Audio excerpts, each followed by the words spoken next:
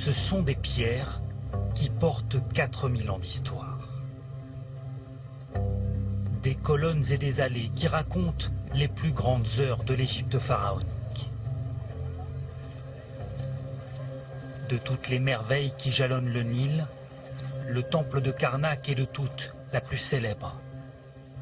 C'est la première étape de ce petit groupe de touristes français. Pendant une semaine, Wali Aziz va les accompagner à la découverte des terres de Haute-Égypte. On voit que les colonnes, il y en a 134 colonnes alignées sur 16 rangées. Celles du milieu sont plus hautes. Ceux des côtés, c'est-à-dire les colonnes latérales, des deux côtés sont plus basses. Et pour lui, hors de question d'abreuver les touristes uniquement de détails historiques. Il faut surtout qu'ils s'essaient aux coutumes locales. Est-ce que vous voulez savoir comment en Haute-Égypte on met le turban sur la tête? On l'enroule. Vous voulez essayer? Oui, moi je veux. Oui, ok. Donnez-moi le...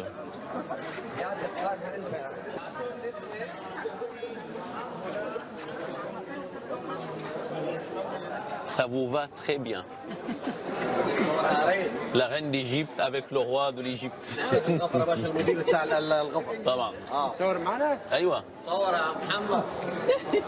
Ça va bien. Enchanté. Enchanté. Il parle français en plus. Daniel et Jean, son compagnon, sont là pour se prêter au jeu. Pour eux, l'Égypte, c'est une grande première. Qu'est-ce que vous attendez dans ce voyage? Le dépaysement, et je le trouve, le dépaysement partout, que ce soit au Caire, que ce soit ici, et puis c'est une plongée vraiment dans les siècles antérieurs, donc c'est quelque chose pour moi d'extraordinaire, bien sûr. Ce dont ils ne se doutent pas, c'est que pour commencer leurs vacances, il va leur falloir travailler.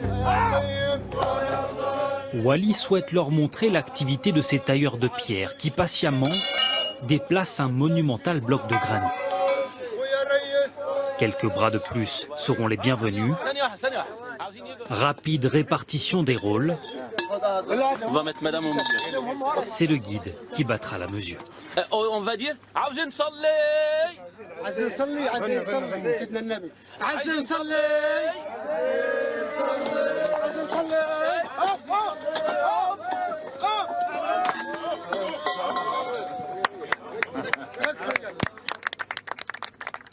On n'était peut-être pas très efficace, mais en tout cas, ça a bien tourné. Hein. C'est colossal. Remonter des colosses, c'est colossal, effectivement. On n'a rien d'autre à dire. Mais sans nous, il n'y arrivait pas. Après cet effort imprévu, nos touristes français vont pouvoir goûter au confort du navire qui les guidera sur le Nil.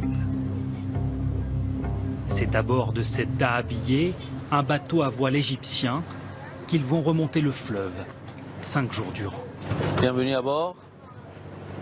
La tradition en Égypte veut qu'on accueille les visiteurs avec une boisson locale. C'est le karkadé, c'est la fleur d'hibiscus. Je ne sais pas si on le dit en Égypte, mais en Bretagne on dit yarmat. À notre croisière. Voilà, on le dit aussi en Égypte. À notre croisière. Une croisière qui commence par la découverte des cabines. Oh, c'est superbe! On va donc vous servir un thé à la menthe tout à l'heure, ici au balcon. Les deux couples vont voyager dans des conditions idéales. Il y a un petit peu d'air, G-Force 2. C'est bon. Toute petite brise. Juste ce qu'il faut pour mettre les voiles. L'heure est venue de larguer les amarres. Le Nil les attend pour 5 jours d'aventure et une première nuit sur les eaux paisibles du plus majestueux des fleuves africains.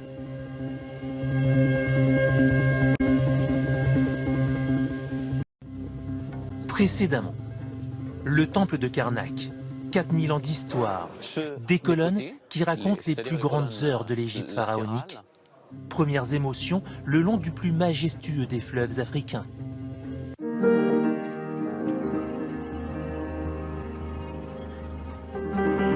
Le navire a passé sa première nuit et accrochés aux rives du Nil, loin du tumulte des villes égyptiennes. Il est 7 heures du matin, les 12 membres d'équipage s'affairent pour que la journée des touristes français commence par un petit déjeuner pharaonique. La table doit être parfaite. Nos touristes ne doivent se soucier de rien, si ce n'est de profiter du soleil qui se lève. Wally, le propriétaire du bateau, est debout lui aussi. Chef, tout se passe bien? Tout est prêt? Matinal pour veiller à ce que ses clients ne manquent de rien, lui qui guide des touristes sur ce fleuve depuis plus de 15 ans. Allez, on apporte tout sur le pont. Alors que les visiteurs s'attablent, il est temps pour la Dahabiyeh de se dévoiler à nouveau. Le navire glisse sur le Nil depuis presque 2 siècles et date d'une époque où chaque grande famille égyptienne se devait de posséder une embarcation de prestige. Il accueille des touristes depuis 10 ans, un cadre idéal pour profiter de ces paysages somptueux. La lumière est magnifique. Je trouve que le Nil il y a une douceur et une lumière très particulière qu'on retrouve nulle part ailleurs. Mais quelques minutes plus tard, Wally vient sortir les touristes de leur rêverie. Le principe de cette croisière, c'est aussi de trouver de quoi se nourrir sur les bords du Nil. Alors, dans ce petit village où ils débarquent, il faut d'abord récupérer du pain. Bonjour, on peut entrer? Bonjour, comment ça va? Très bien, et vous, ça va? Soyez les bienvenus. Ici, les habitants préparent ce qu'on appelle le pain solaire, comme le faisaient les Égyptiens au temps des pharaons. Un peu de sel et de farine, mais surtout l'eau du Nil, particulièrement riche en levure. On malaxe bien la pâte, ensuite le pain pourra gonfler tout doucement. Chaque maison fait indépendamment. Il n'y a pas de boulanger dans le village. Non, il n'y a pas de boulangerie. La mixture est ensuite déposée sur des bouses de vache séchées. Quelques minutes au four, et la dégustation peut commencer. Superbe pain. Mais elle n'est pas lisse, la pâte. Superbe galette. Chaud. Ah, mais on va le goûter chaud. Ça peut aller avec n'importe quoi. Pendant ce temps-là, Mohamed Nabi, le chef cuisinier de la Dahabiyeh, part en quête du repas du soir. Un arrêt tout d'abord à la poissonnerie locale. Il nous en faut 4 kilos. 4 kilos, ça suffit. Et visiblement, la pêche est bien fraîche. Ces emplettes sont loin d'être finies. Direction le marché de la ville voisine pour sélectionner avec soin les fruits et légumes qui orneront la table du soir. À combien les oranges, mon ami? 5 livres pour 1 kilo? Et s'il veut que tout soit parfait, c'est que ce soir, il prépare un grand banquet qui sera donné sur les bords du Nil. On va mijoter du canard avec du riz, du poulet grillé, des plats typiquement égyptiens pour faire plaisir à nos visiteurs. La nuit commence à tomber, plus de temps à perdre. Il faut regagner le bateau au plus vite. À peine le temps de tout préparer, et le repas se fera aux chandelles, sur les bords du fleuve, à base de produits récupérés dans la journée. Moi, ça me touche beaucoup parce que je trouve que c'est une façon aussi de faire un tourisme qui sert un peu à la population locale. Et je trouve ça très fort. Et j'apprécie vraiment beaucoup. La soirée s'achève par des chants et de la musique traditionnelle. Le chef cuisinier, acclamé, a mérité quelques pas de danse sur cette piste improvisée. Demain, il sera temps de repartir à l'assaut des trésors du Nil, avec la découverte d'un des temples les plus spectaculaires de Haute-Égypte.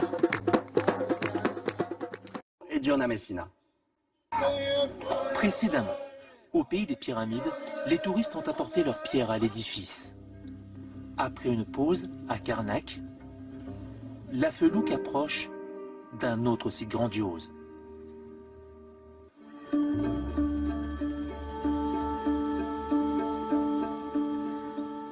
Depuis 2 millénaires, son monumental pylône suscite à coup sûr l'éblouissement des visiteurs.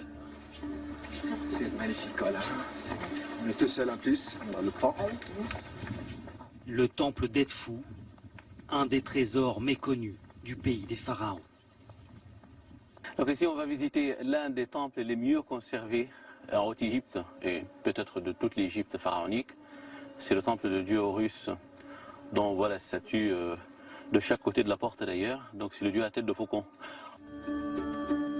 Contrairement aux apparences, le temple d'Horus ne fut pas bâti par les Égyptiens, mais par les Romains, qui après avoir conquis ces terres, construisirent un édifice à la gloire des dieux locaux pour conquérir les cœurs. Le temple le plus impressionnant qu'on ait vu, c'est même plus impressionnant que Karnak. Cette façade là qui est monumentale, dès l'entrée qui est très impressionnante. C'est sans doute parce qu'il est plus récent que la plupart des autres temples qu'il donne aux visiteurs l'impression d'être aussi bien préservé. C'est impressionnant parce qu'il est conservé, il est plus majestueux que les autres parce qu'il est vraiment entier, quoi. L'édifice a ses petits secrets, et notamment une acoustique particulièrement travaillée que Wally souhaite leur faire découvrir. On peut faire un essai, donc on va chanter pour voir qu'est-ce que ça peut donner. 1, 2, 3.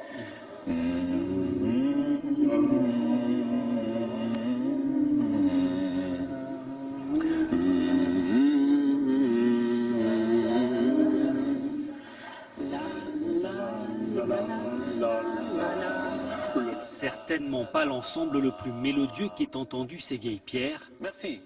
Mais qu'importe. Il est temps pour les visiteurs de regagner le Nil. Si le fleuve est une source d'émerveillement pour les touristes, il est aussi un gagne-pain pour les habitants, et notamment pour les pêcheurs. Voilà, ça bouge. Ben, ça bouge. La pêche fait depuis toujours vivre les villages qui bordent le fleuve grâce à un rituel immuable. Chez nous, quand c'est comme ça, on dit route pêche.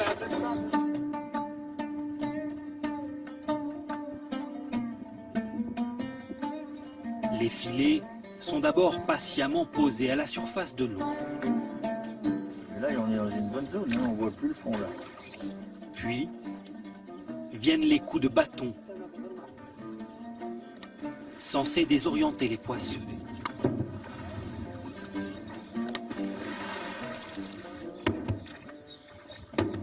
La technique est imparable et les eaux du Nil vont se montrer généreuses.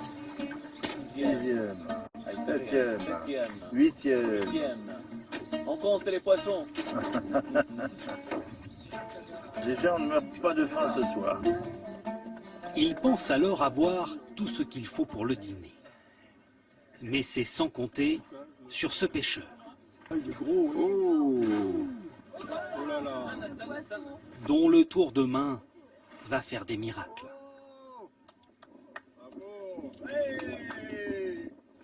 Son heure de gloire et surtout pour lui, la perspective d'une belle vente. De partir avec lui dans sa barque tout à l'heure pour faire de la pêche. Allez, wow. Le trophée. Allons la mettre, doucement. On ne se fâche pas.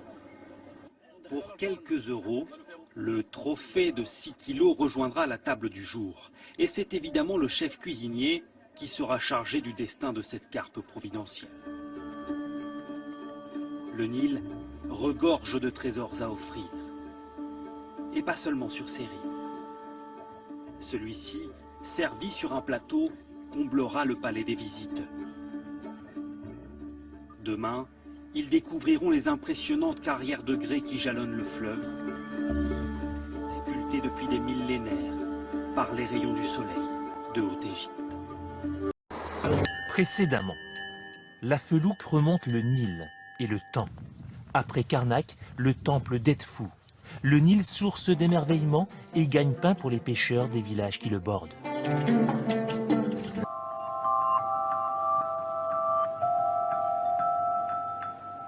À chaque réveil, c'est un décor différent qui attend les passagers.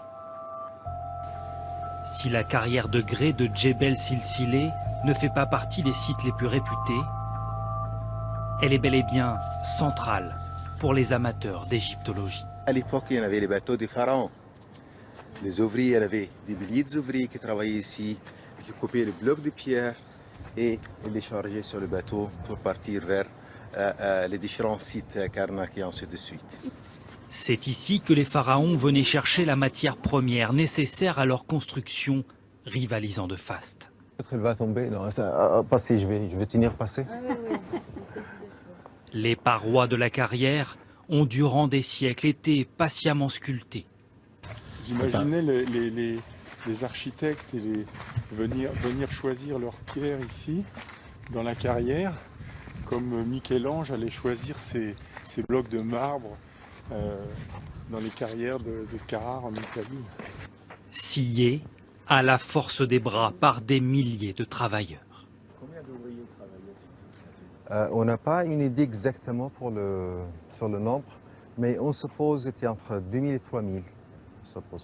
Que ce soit les pyramides, les temples, on s'aperçoit qu'ils faisaient des beaux blocs cubiques parfaits. Donc ils avaient les techniques pour ça. Ouais. Difficile de croire que cette montagne aujourd'hui désertée fut il y a longtemps une fourmilière. Après 3 jours de visite, les touristes français commencent à avoir de bonnes bases en matière d'histoire antique. Là, celui-là, c'est un mont. Un mont. Et là, c'est peut-être sa femme. Ça, c'est la déesse Isis. Les discussions tournent désormais souvent autour des figures pharaoniques. Ah oui, celui-là. Eh ben oui, non, les noms chantent dans la tête, mais on les retient pas. Même si tout le monde n'est pas aussi réceptif aux détails de l'histoire. De toute manière, quand je serai chez moi, j'aurai tout oublié. Il ne me restera que les souvenirs de la balade sur le Nil et de la visite des sites. Mais bon, j'ai pas envie de faire de l'égyptologie. Je suis ici pour la détente, pas pour faire travailler mes ménages.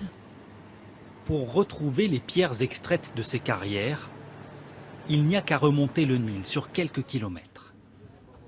Le temple de Komombo fut édifié grâce à ces blocs arrachés aux rives du fleuve. Vous imaginez la grandeur, un seul bloc de grès extrait de la carrière, ce qu'on a visité le matin aujourd'hui. Et il n'y a pas qu'en matière d'architecture que l'Égypte pharaonique était en avance sur son temps. Sur les parois du temple, Bernard, le gynécologue, va découvrir cette scène qui l'intrigue, celle d'une femme donnant la vie, accroupie. Et donc le bébé tombe, comme vous voyez là. Dans le temple, il y en avait les prêtres, médecins, et qui aidaient les femmes à accoucher. Ce sont des techniques qui reviennent à la mode. Parce qu'on s'est rendu compte qu'en fait, absolument vouloir avoir une femme couchée avec un obstétricien debout, ça n'avait pas un grand intérêt. Et c'est pas une position physiologique parce qu'il faut utiliser l'apesanteur, tout simplement. Après une journée de visite par plus de 30 degrés, la fatigue commence à se faire sentir. Le retour sur le Nil va s'avérer salvateur. Notamment pour Bernard, bien décidé ce soir à s'offrir un petit plaisir. Ça descend vite, hein? Une baignade revivifiante dans les eaux du Nil.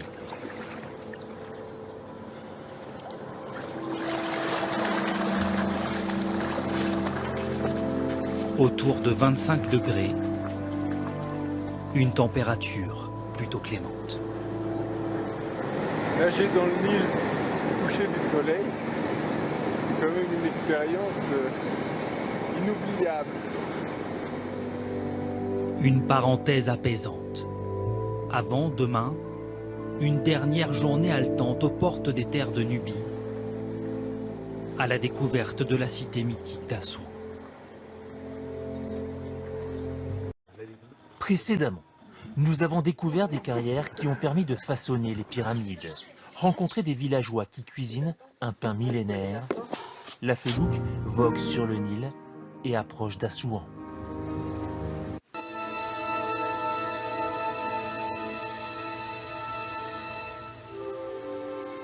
Après 5 jours de croisière, le soleil se lève sur une dernière journée d'aventure. le voilier glisse vers les légendaires terres de Nubie. Et au grand étonnement de Wally, le propriétaire du navire, dans ces contrées de l'Égypte méridionale, l'embarcation est loin d'être seule. Ça revient. On n'a jamais vu autant de bateaux depuis la Révolution. Ça, c'est fou. Après 5 ans de basses eaux touristiques, les visiteurs semblent de retour en Égypte. Au loin, les mythiques dunes de sable d'Assouan se profilent.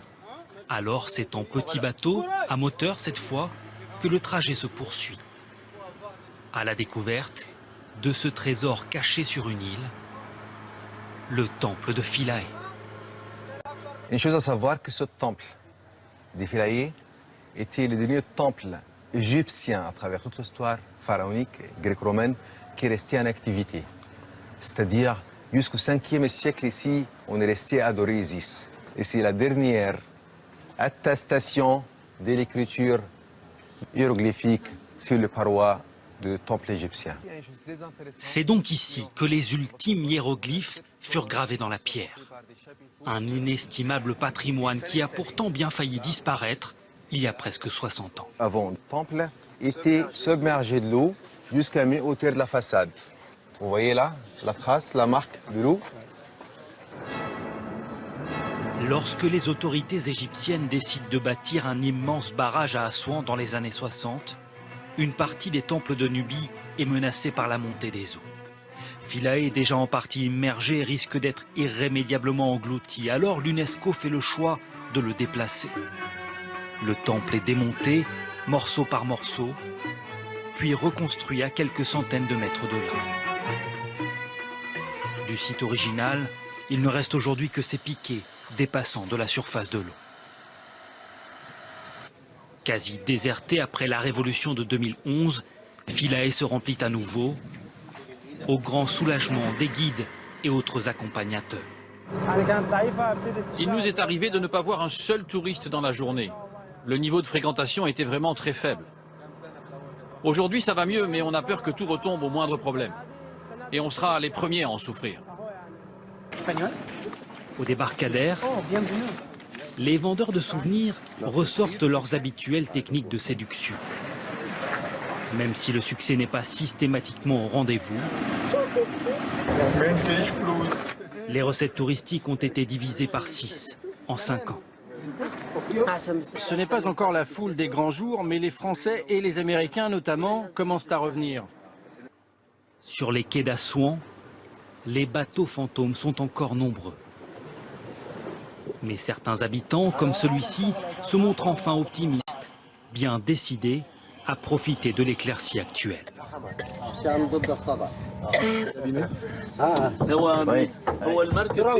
C'est pas très abîmé en fait. Non, non,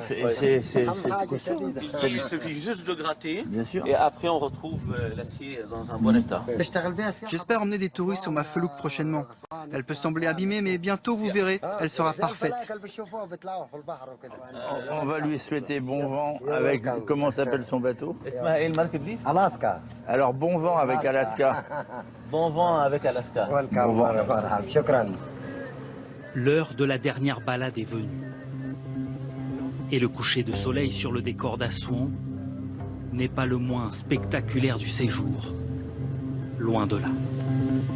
On s'est bien immergé dans le paysage, on a aussi bien